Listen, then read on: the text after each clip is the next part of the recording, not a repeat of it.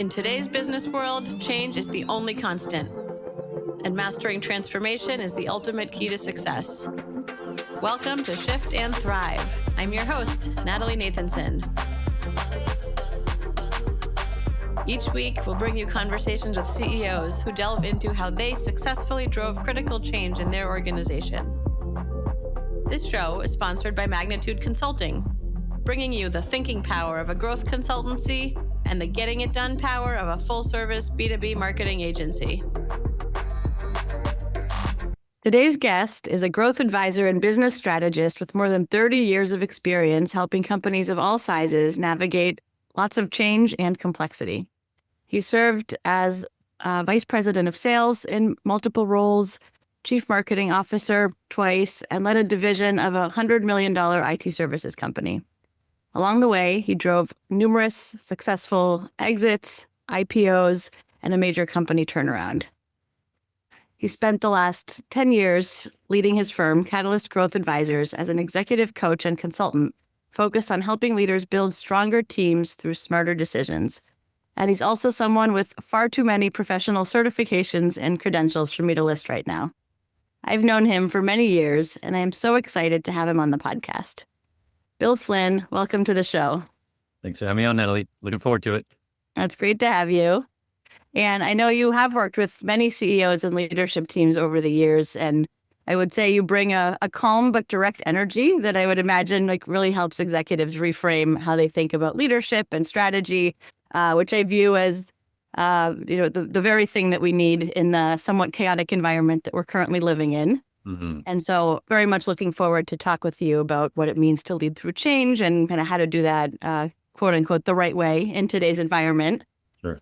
Start us off. I thought we would start with maybe a more personal real world example of your own. And I know you have a good one. So it was an experience where you took over a company right as things got maybe a bit tumultuous, and then kind of how you led through that. So can you take us through that story? First what happened and how did you respond? Sure. As we've talked about, so I did 10 startups over about 25 years, and between startup 5 and 6, I took some time off. And during that time, I would, because I was relatively well known in the VC world and whatever, I would get calls from friends and people, hey, can you come help me? And one of them was this company where the fractional CFO said, hey, this guy really needs some help. Can you come give him a hand? And so I met him. And he said, look, I need you to make me as big as you possibly can. I want to sell this thing. I'm getting tired. He's been doing it for, I don't know, nine years or something, and kind of doing it all on his own. And so I came in and helped him, sort of build out his sales infrastructure, worked on some other things. And then about a year or so later, the company was sold to Mindshift, which is an IT services company here in the United States. And what we were doing was email hosting. This was before Gmail, before Office 365. It was actually the precursor to Office 365. So I was asked to take over the division when he left. And my first official day, which I think was the 4th or 5th of January in 2009, I like to say was the best and the worst day of my professional life, because the email didn't get delivered to anybody for like 2.5 days. It sort of worked, but it didn't really work very well. And we lost like 1,000 customers immediately. And I had to go around the country and try to save some of our large partners. Some of them were really big, billion-dollar partners, Ingram Micro for the tech folks out there, and a couple others, Endurance, who the company that bought what was Roving Software. And so what I had to do is, it's like, okay, we got to figure this thing out. Now, the company that bought us, Mindshift, was already working on the infrastructure and et cetera, but they had to accelerate that. But I had 60 people working for me. I still had 8,000 customers. So I had to do something to sort of make this thing better. So I took the team that I had and I said, okay, look, this is my first time I've been doing this. I've never run finance before. I've never run customer support before. I've never run, the tech side. I'm geeky, but, I've never developed a network infrastructure. So I said, but, I have an idea of what I want it to look like when we're out of this mess. And so let's discuss and debate and decide what that looks like. And then I want each of you to draw a roadmap from where you are now to there, and what you need from me and from us to help you get there. So they did that, and it worked, wonderfully. It was, for those who know the world, it was sort of like an EOS kind of model that I put together. I sort of said, here's what I'd like to do. Here's the process I want to go through. And the numbers are great. If you look at my LinkedIn profile, it has on there, all the stats were great. But the best part was two of the people I work with sort of said the same thing to me when I left to go do the next startup about 18 months later or so. And they said, I just want you to know that thing you made me do, that roadmap, hated it. It was really, really hard. But I'm so glad you made me do it, because now I know how to do it, right? It was sort of teaching people how to fish. So that sort of put a thing in the back of my brain, which is why I'm doing what I'm doing now, is that I wanted to do that again. All the other stuff was great. We increased customer service. We doubled the size of the company. I didn't lose any of the 60 employees who were getting yelled at. Did all sorts of fun things with them. So learned a ton of stuff. But I wanted to have that experience again with those two guys, right? Where I can help someone really, teach them how to do stuff. So I went on and did 4 more startups. They were all miserable. None of them, I don't think any of them is still around, or they're certainly not around in the same way that when I was there. But in 2015, I sort of said, do I want to do an 11 startup or not? And I said I would do one, but I needed to figure out if I could interview a founder so I could find the right one. And I couldn't really convince myself that I didn't know how to do that, because, as you know, all founders are sort of crazy. They have to have this reality distortion field, et cetera. And it's much too easy to start a company now than it was when I first started in the 90s. So I said, what can I do to have that experience again? So I went out, looked at a bunch of business operating systems. I did look at EOS. I looked at like, I think 5 or 6 different ways to do it. And I settled on something called Scaling Up, which I became certified in. I'm no longer in Scaling Up, but I still use a lot of the principles there. So that's sort of how I got to where I am today. And I learned a lot of stuff. It's funny. I was talking to someone today on a podcast and said, I wish that I knew then what I know now, because it would have been a heck of a lot easier to do some of the things that we did. We just make it so hard on ourselves to run businesses, and there's a better way to do it. So that's what I'm trying to teach. Yeah, for sure. I often talk about kind of reinventing the wheel, and when I'm doing it by accident and when I'm doing it deliberately, right? And I think in my earlier years running the business, often it was reinventing the wheel unnecessarily and things that other people had already figured out, rather than kind of when you're doing it because you have a different vision or a different approach of how to address something, and then it becomes kind of part of your kind of leadership secret sauce or your company's secret sauce or something to that effect. Right. I want to come back to the roadmap kind of exercise that you gave your team, because I do love that, and like right away you can imagine the kind of like ownership and accountability the team felt, and really the kind of role that I'm sure everyone felt they had in reaching that vision. Right. Where did that idea come from? I know you said there was kind of some EOS in your thinking, but it sounds like there was more to it. Like, how did you, as a leader, go about figuring out that approach, and were the people around you? Talk to me about that. Well, I wish I was that savvy. I didn't know EOS existed at the time. This was 2009, right? So I had no idea. So I was inventing something that was already invented, sort of the wheel thing that you mentioned. I definitely I made my own wheel. I didn't need to. I could have just sort of grabbed what they had, or Scaling Up or something. But so I've been doing a lot of reading. I've always read about business since I was, for 30 something years now. And I had 2 or 3 really good CEOs. And so I took some things that I learned from them that I really liked, and some of the work that I did. And as I said, I sort of cobbled this together.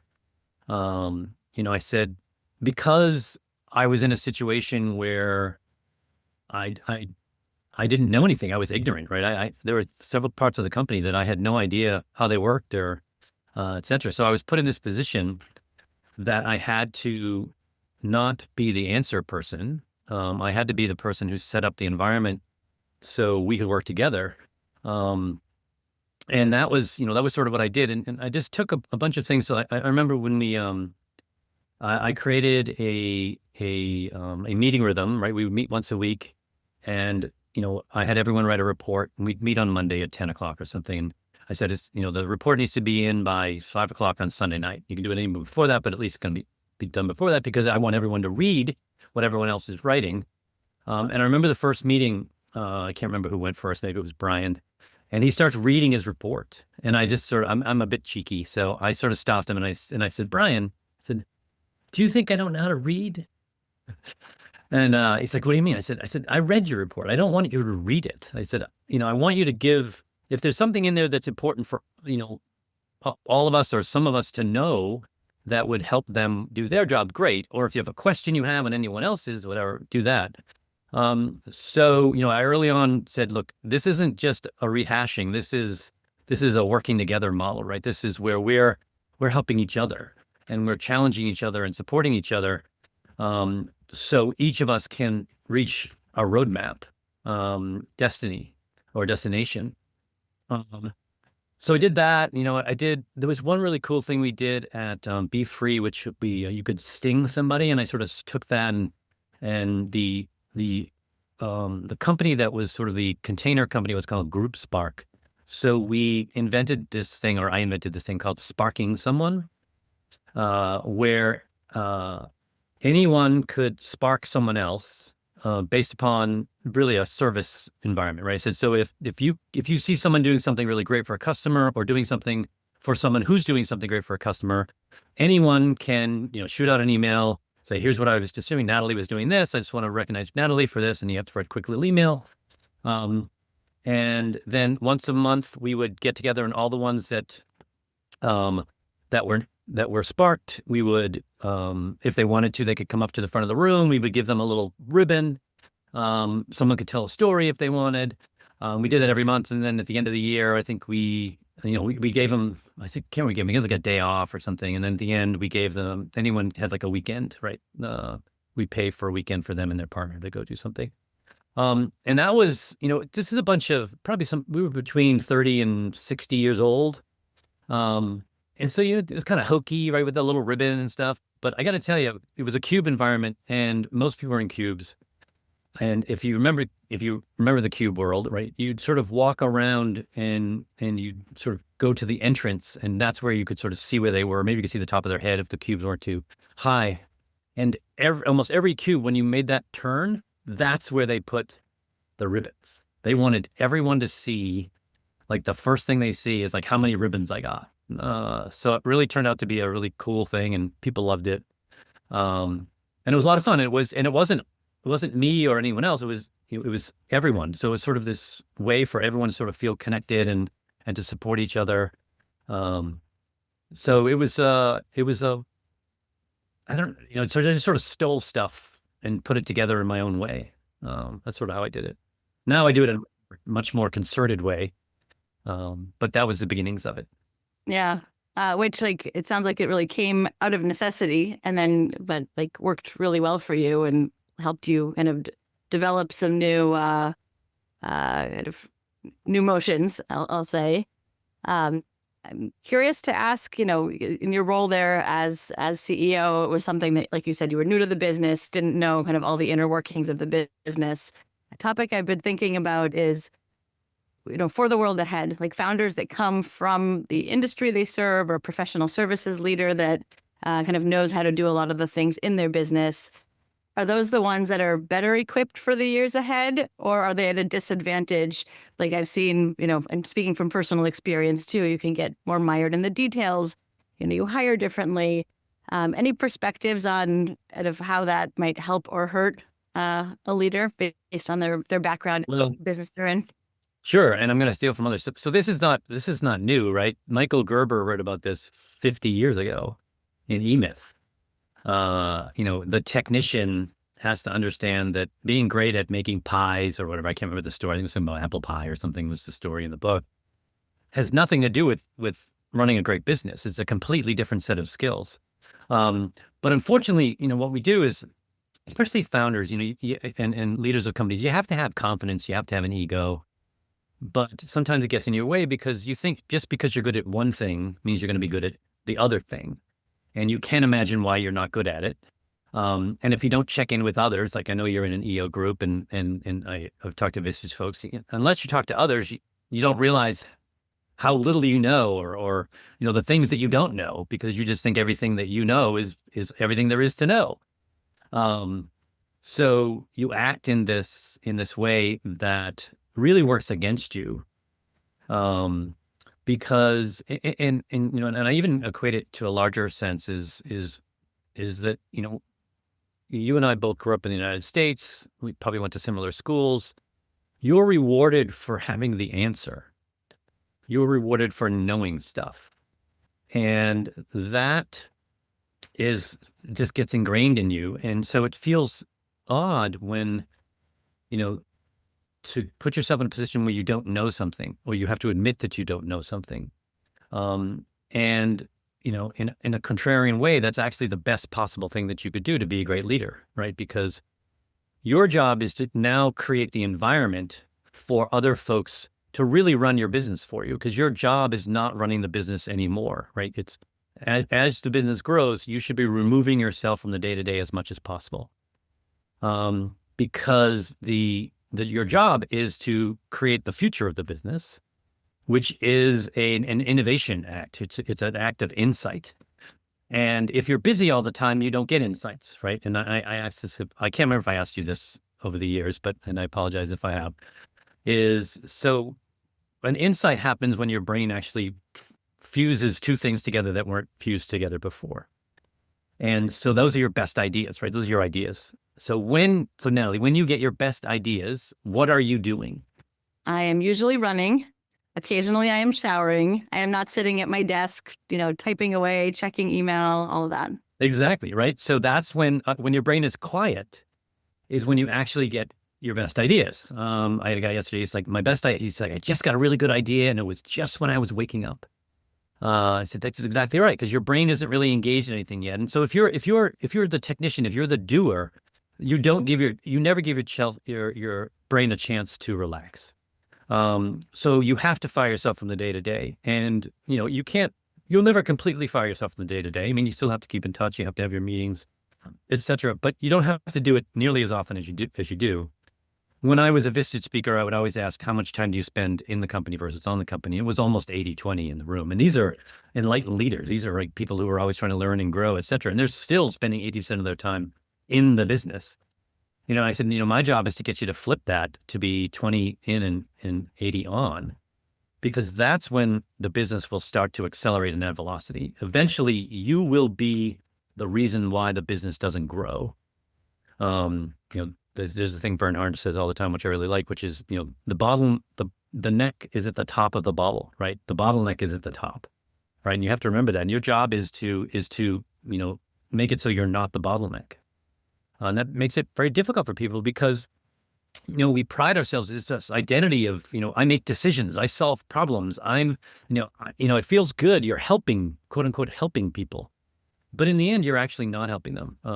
So it's a very counterintuitive kind of thing. In the world that we're in today, which is getting stranger and stranger and faster and weirder, it's actually accelerating that issue for you as a leader. Even where 10, 15 years ago, it was a problem, but it wasn't as big a problem, but it's becoming a much larger problem. Yeah, that's super helpful. I want to come back later to that theme around kind of why this becomes so important in the world we're heading into. But while we're on this topic of, what the CEO and founder needs to do, kind of how to surround themselves, I guess, with kind of excellence or people that know the functions better than them. Yeah. I'll share my own personal experience. I see this all the time in the go-to-market arena. And we work with some very, kind of talented, expert, a lot of like technical executive leadership, who know a lot about their industry, their field, technology, not always as much on the go-to-market side.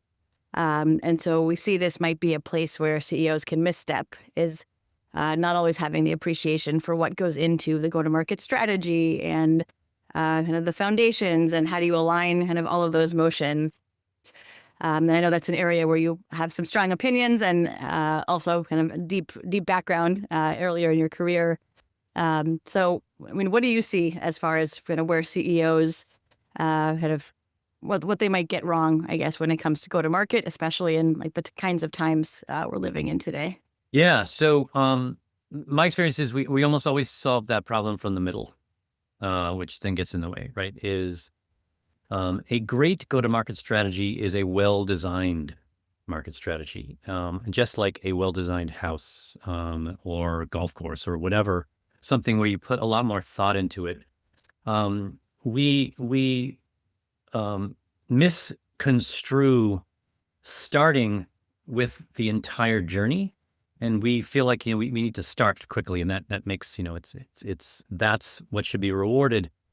And I'm constantly telling my leaders to slow down and actually don't start so quickly. Make sure that you've actually thought through some things first, had some conversations, understand what causes your best customers, not all your customers, but your best customers to buy from you. And when I ask this question, everyone has an answer. And then I ask, well, how do you know? And those answers are less convincing, right?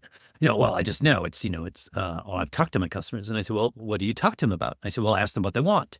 And I said, then what do they say? And they tell me what they want. And I said, well, is it actually what they paid for? Well, so because we as consumers, we buy differently than we're sold to, right? There's a supply side and a demand side. And we don't really understand, not enough of us understand the demand side of selling, right? And marketing is that we have these, and I'm not sure what your model is, right? But I always focus on, hey, it's awareness first, then there's interest generation, there's qualification, then there's some sort of needs awareness, needs analysis, etc. Then you demonstrate something, and then you go through the negotiation, close, etc. And that's how we sell. But that is not how people buy, right? People buy through two main processes. One is that there needs to be some sort of struggle, some sort of dissatisfaction that they have to have. If there's no dissatisfaction, they're not going to move. We don't like to move. The brain likes status quo. A lot of things have to have us move. And we can't assume just because we think our product is awesome that people are going to think the same thing. And I would say this to folks all the time. And I would ask them, why do people buy from you?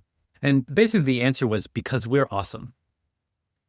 And I say, I'm sorry to disappoint you, but people don't really care how awesome you are. They only care how much your awesomeness does for them, right? It's a very self-interested model. So, we have to have this dissatisfaction. And then, so there's this model called jobs to be done, which has this process that people go through, which is, you have to have some sort of thing that sparks your interest. Either it's a push or a pull, right? And if it's a push, it's like, something broke or you're dissatisfied or something isn't working or whatever, that's pushing you. Or you see something that like, oh, that looks good. But then you just sort of think about it for a while, right? And you're not really actively doing anything. And then something else happens. Maybe let's say my example is always like a lawnmower, right? Then the lawnmower finally breaks, or it's the third time you've had its service. And you're like, I just got to get a new lawnmower. And now you start actively looking for lawnmowers. And so maybe you're going to a shop or you're seeing things, you're advertising, etc. And then you begin now the decision process. You narrow it down to 2 or 3 different things.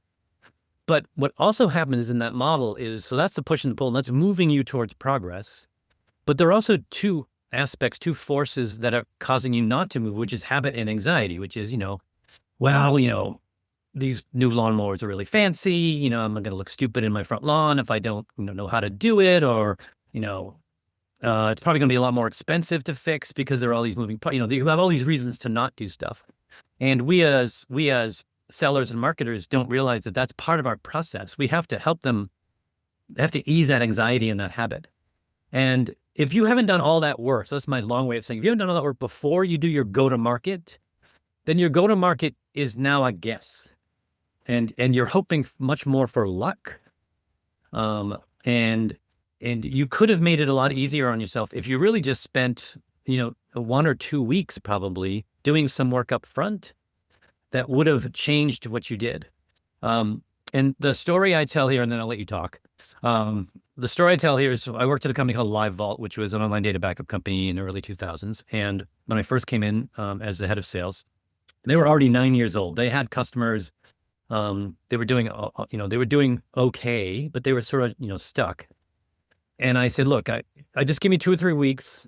I want to do some research. I'm going to go talk to our best customers, and I want to know. I'm going to figure out why they bought from us. It'll help me understand how to organize the team, how to hire people, etc. And I went through this interview process, and there was one question on there which someone gave to me, which I loved, which was, what is the most valuable thing that you got from using our service? And these are small to medium business owners, had lots of things to do. And I talked to, I think, 17 people over a couple of weeks. And 12 of them said the exact same words to me when I asked them that question, which was set it and forget it. However, when I asked the CEO, the head of marketing and sales, the head of marketing, the head of product, why do you think our customers buy from us?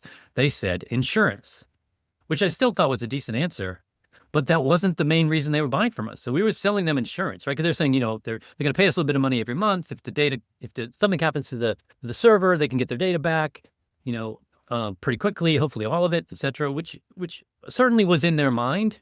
But the main reason they were buying was because they said, so I don't have to buy tapes. I don't have to label them. I don't have to store them. I don't have to figure out which was Monday, Tuesday, whatever. I don't have to do that anymore. I hit 4 or 5 buttons and that's it. I never have to think about it again. Like, how much does that cost? Like, they would pay almost anything to take that off of their plate, because they would spend hours a week doing this and worrying about it and all this kind of stuff. And so sometimes we think we know why our customers buy from us, but unless we actually go and ask them and figure out, and really understand what they get from using our stuff, we don't know, which then affects your go-to-market. And I think I would say 80 to 90% of people, and you probably tell me more than that, don't do that work up front, and they struggle on the go-to-market later. Yeah. I have so much I could respond to that. Very much aligned. I would say on the, starting with the foundations, I know it can feel kind of frivolous, or, we just need leads. We don't have the time to kind of go through the squishy stuff, the messaging, the targeting, the segmentation. But unfortunately, it's so much more costly later to realize that you kind of placed your eggs in the wrong baskets. Yeah. And you've now aligned sometimes who you hire, right? Like what your website looks like across your digital presence. So I think kind of undoing what has been done when you've moved in the wrong direction is unfortunately a place where I see a lot of companies struggle. And then you're digging out of an even bigger hole, right? Because then you've already kind of sunk investments in the wrong places and all of that. So I think all of that to say that, making those investments up front, and especially in the world that we live in with AI and automation, like it's never been easier to create something mediocre. It's never been easier to kind of scale up in the wrong direction. A conversation I was just having yesterday with a prospective customer was a company that needs a website. And was talking back and forth around the need for us as an outside organization to help work through the messaging. Let's look at the competitive landscape. Let's do that market analysis, which for us, I would say, 80, 90% of the time, that is how we start working with a client, as we help them through that. Yep. And then the risks of only leaning on the internal executive team, like, oh, we know our markets, we can fill this in for you. Your example of why you talk to the customers, why you look externally in the market, and whether it's, an outside kind of third-party marketing firm or an internal marketer that kind of knows that discipline and how to go about that kind of the right way, just kind of pays its dividends. And I know it can be a tough pill to swallow, and you've got, pipeline revenue to hit, all of that. Payroll, a board, whatever, yeah. And I think too, we were talking about the, how people buy versus how companies sell, which I think is a very interesting one, because I do feel like it's all what you said has always been true, but the environment has shifted, and today's buyers have very little patience for going through kind of playing the vendor's game if it's not kind of the way that they want to learn about a company, get information, interact with sales. And I think that's a place where, some companies are very smart and attuned to that and trying to meet buyers where they are. But a lot of companies, I think, are really struggling with that. Yeah. Well, and you bring up one of the things which we haven't talked about, which is, so we as buyers don't really know what we want, right? It's not our job. It's not our job to say, I need you to make me one of these. Our job is to complain and say, here's what sucks, and or whatever, or, I'm trying to make this thing happen.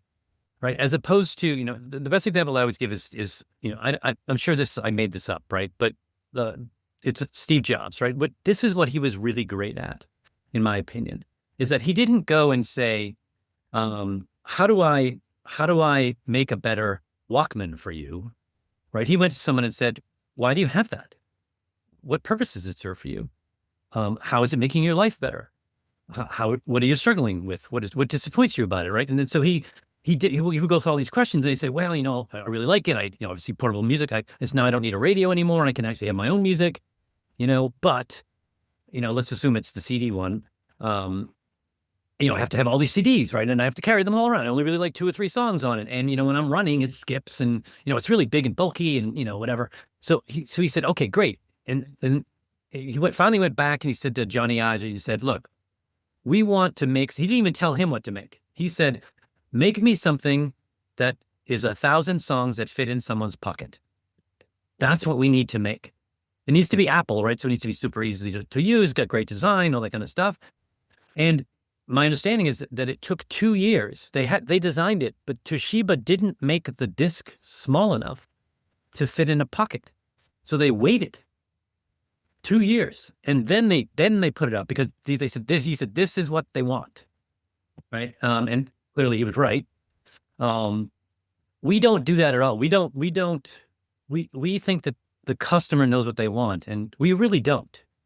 We never would have come up with the iPhone. We never would have combined a browser and a phone and a music player together. We never would have said that as users, right? It would be great if all these things, I'm sure there are some people out there that would, but most of us are not that, savvy or futuristic looking.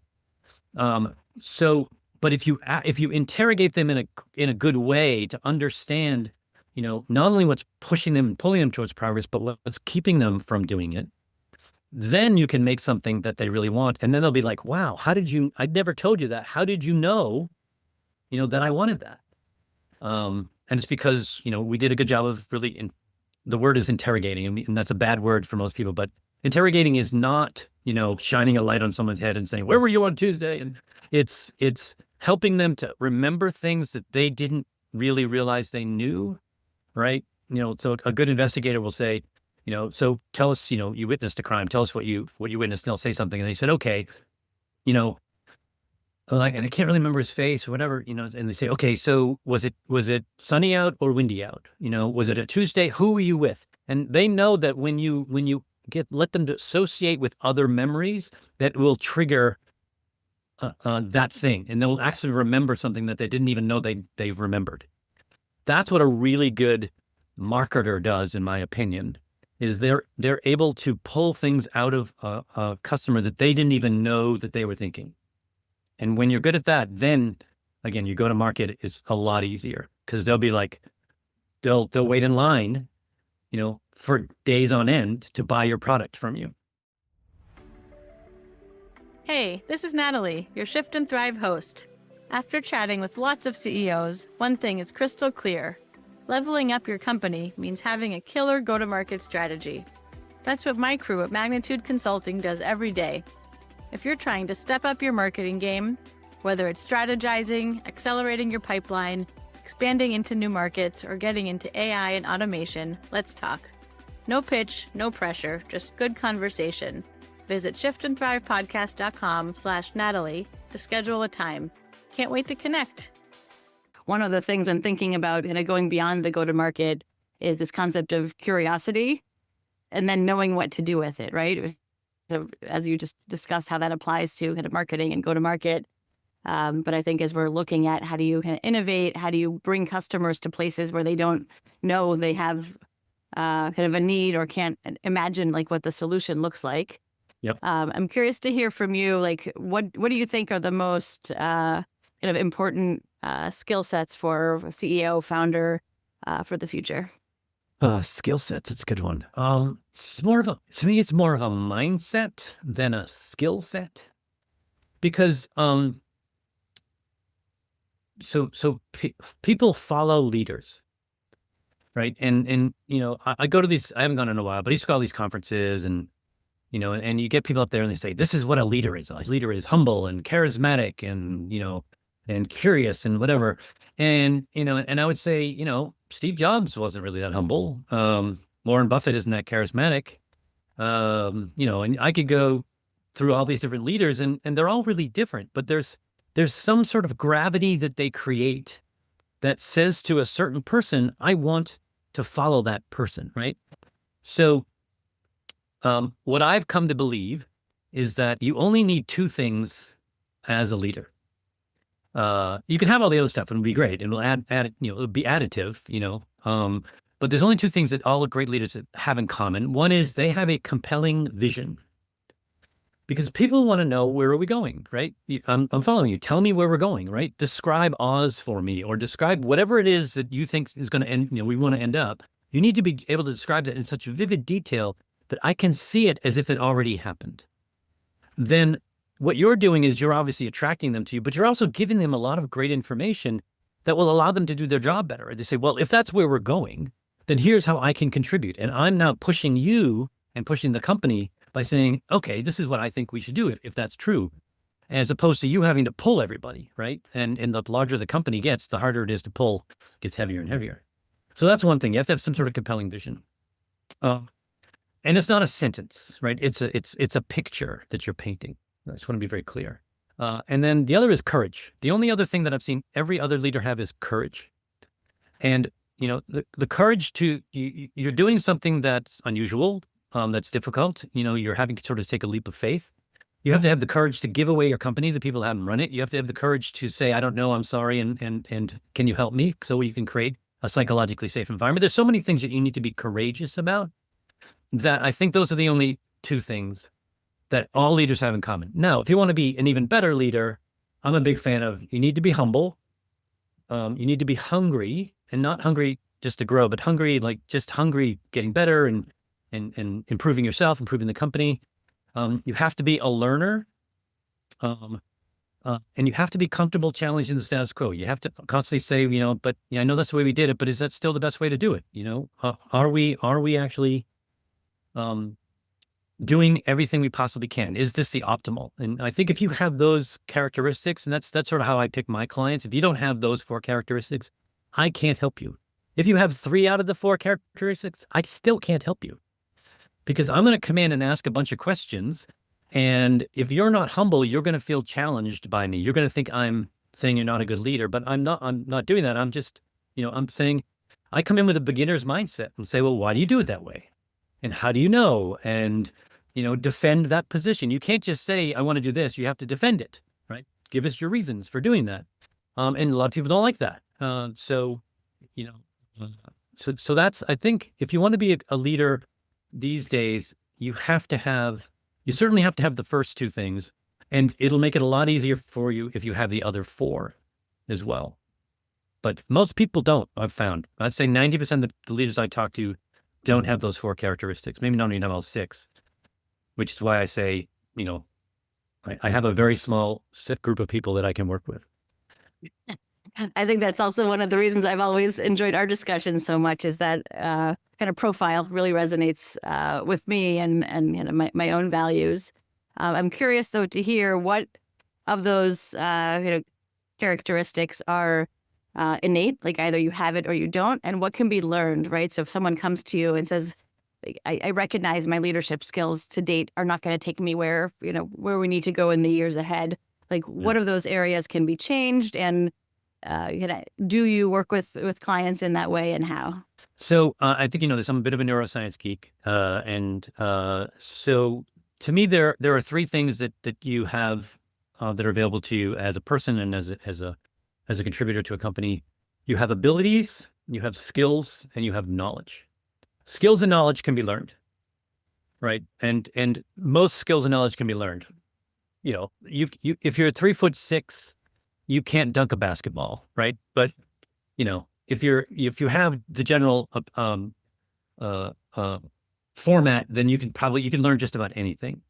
Um, Abilities are really hard to learn. Your parents gave them to you either through their DNA and through their nurturing and your friends and et cetera. So you come mostly formed when you are now in the workforce.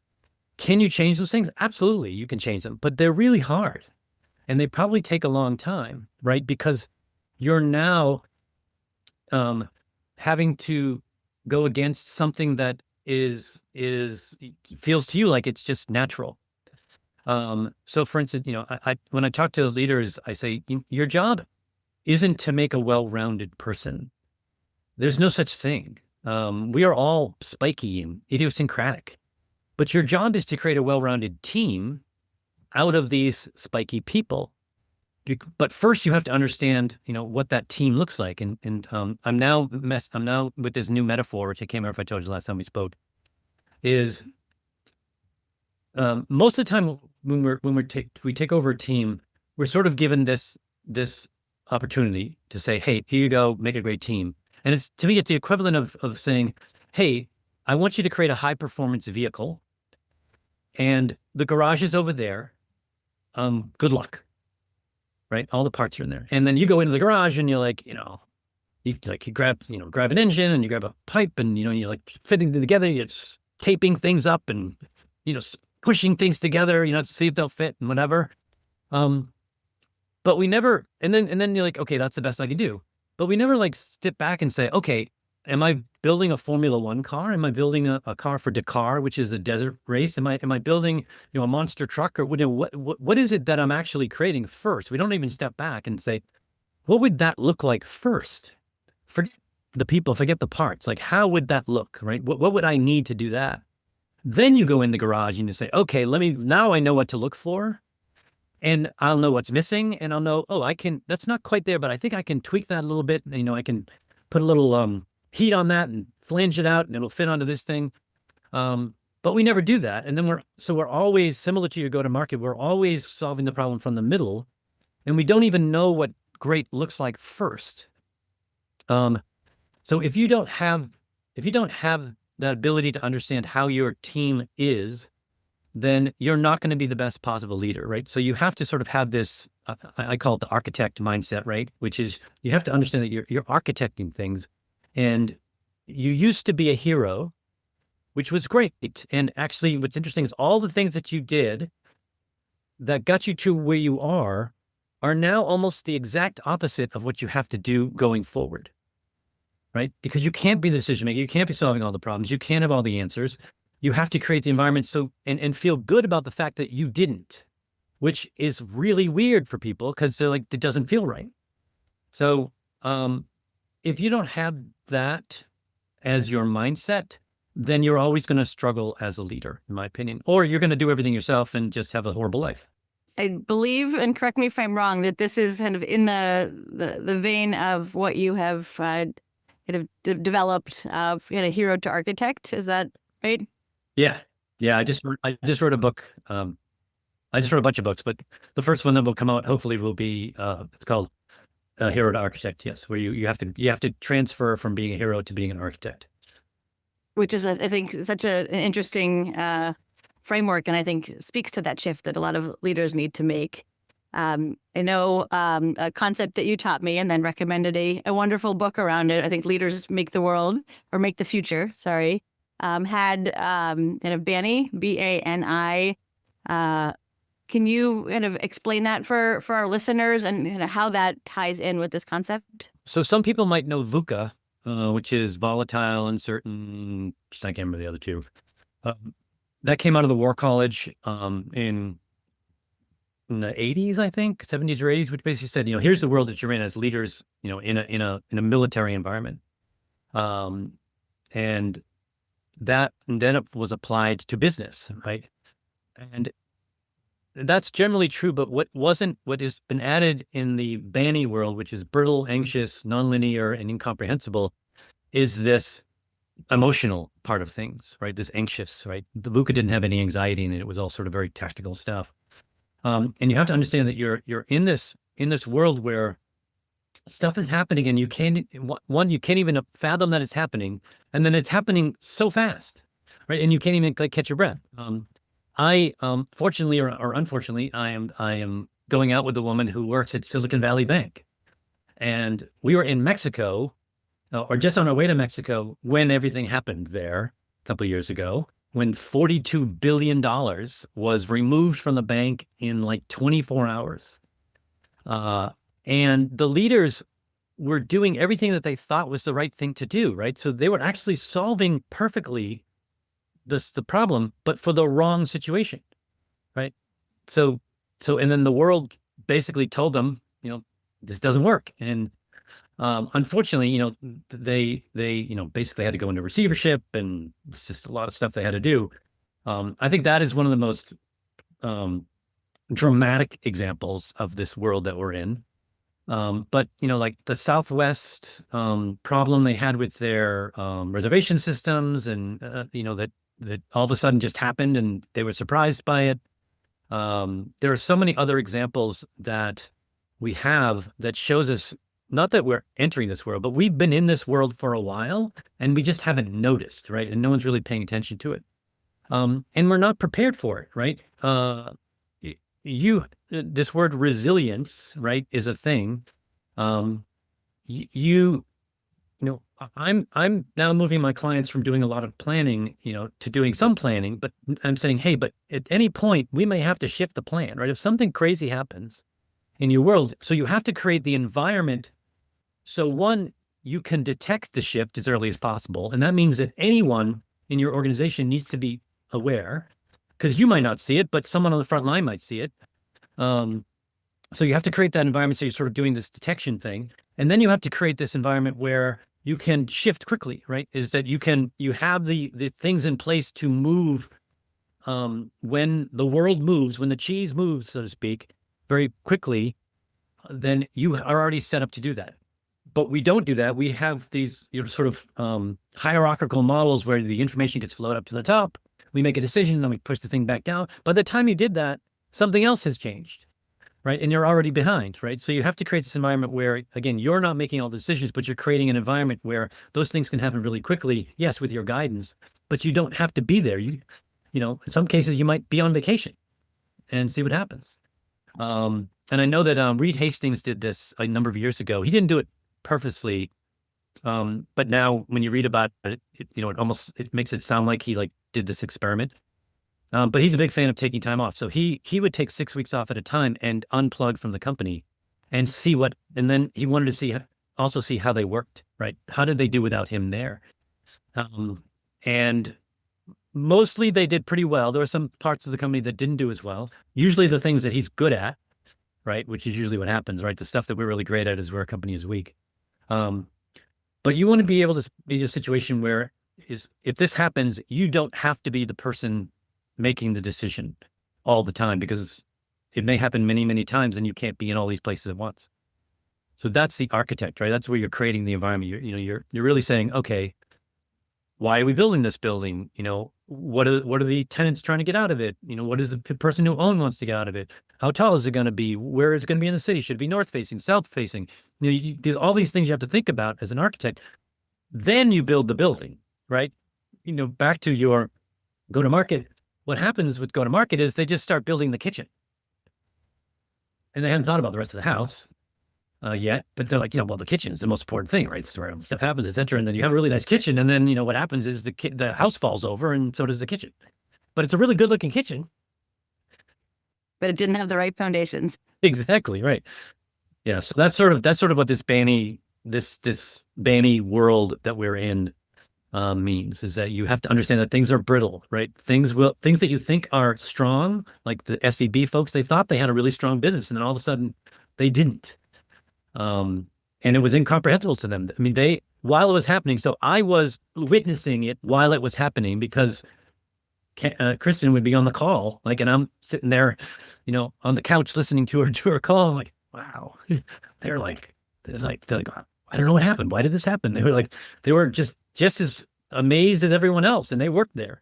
Yeah. Well, unfortunately, I think we are going to see more of that unless organizations really kind of evolve how they're looking at these areas.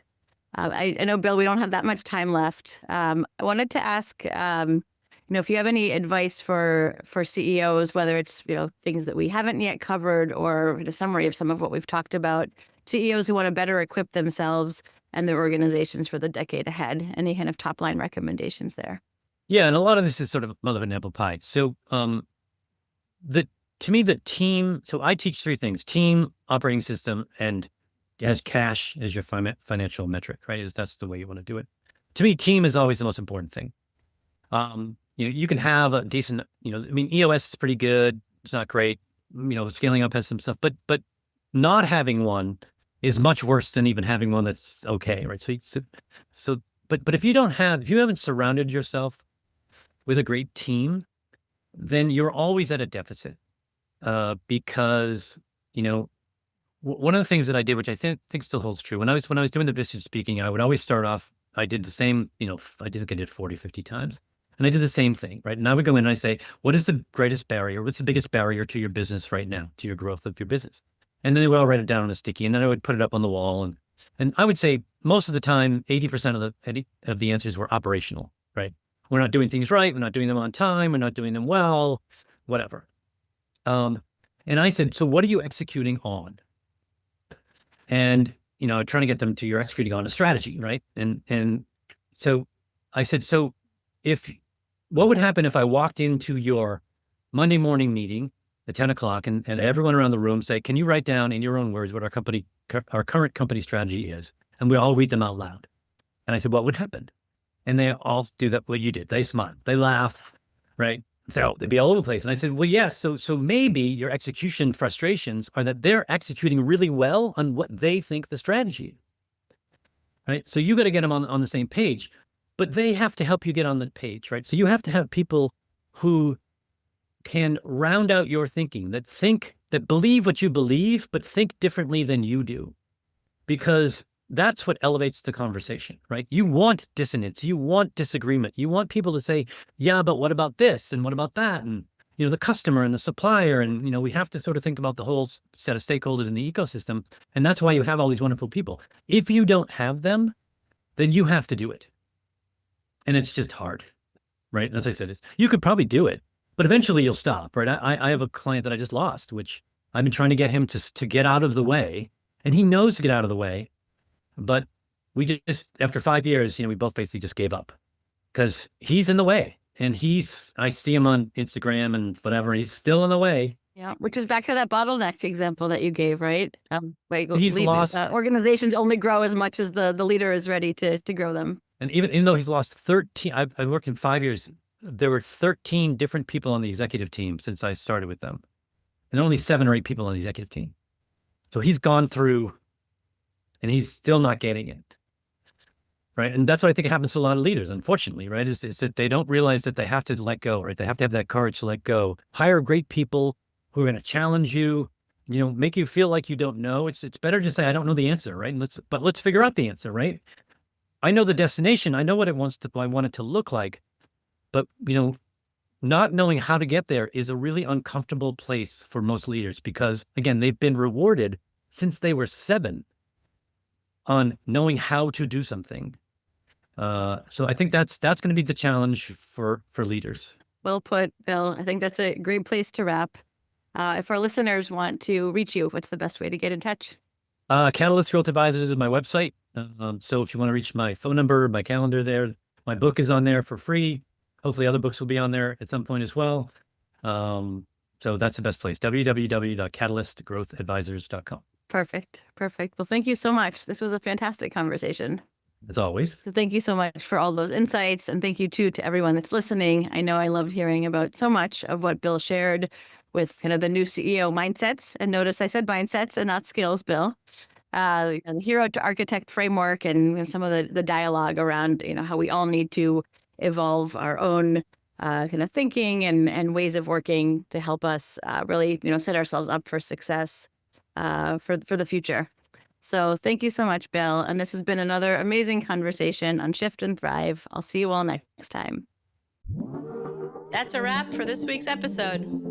For show notes and more, visit shiftandthrivepodcast.com. A special thank you to our sponsor, Magnitude Consulting, bringing you the thinking power of a growth consultancy and the getting it done power of a full-service marketing agency to help B2B companies fuel their growth.